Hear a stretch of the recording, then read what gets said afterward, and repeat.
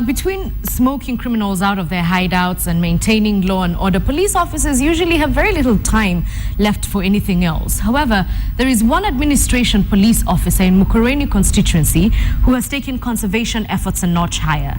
His name is Corporal Ephantus Washira, and he has planted 150,000 trees in his life, and he continues to plant more every day. Well, KTN spoke to him at his post in Mukuruheni, and here's his story. When you visit the Mukuruheni Administration Police Post, you can't help but take in the sheer resplendent beauty. The greenery sets it apart from many AP or regular police posts that often sport the barest of amenities. Here, the beautiful flower arrangement welcomes you as you walk in. It is even a greater wonder to learn that all this work is done by a police officer, Corporal Ephantus Washira, who told KTN that he took to trees just as fish does to water. I was inspired to plant trees by my late father, because I used to see him selling trees, and we could get money for food, for fees. And later on, Wangari Maathai came into my mind. I could hear about Wangari Maathai, and then I started monitoring her activities. It started off as a hobby during his childhood, and it soon became a favorite pastime of his. About 15 years old. So I could set some small nurseries at home.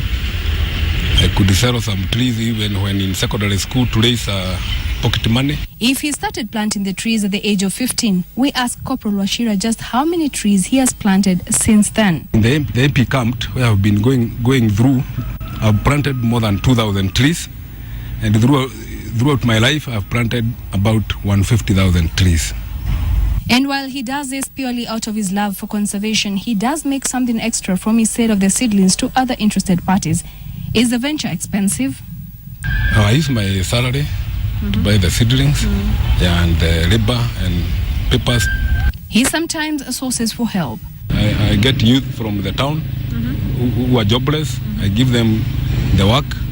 Police camps are by nature areas of communal living, and while the corporal does his conservation work, we wondered whether his colleagues chip in. Kwa hizi maposti ziko hapa Mukuruheni, about 15 posts. At least amedistribute hizi miti zote huko. Na tumeona umuhimu ya kupanda miti. Some of my colleagues could see it as an extraordinary job, but my seniors have been able to understand what I'm doing, and they are very supportive. He's not about to relent and says he will not tire of planting tree seedlings wherever he goes. He also hopes others will be as passionate about tree planting as he is. Well, police officers usually have a lot on their hands, but this particular one has found time to do just what he loves and do his bit in matters conservation, and of course hopes that everybody could share his passion. Carol Nderi for KTN in Nyeri.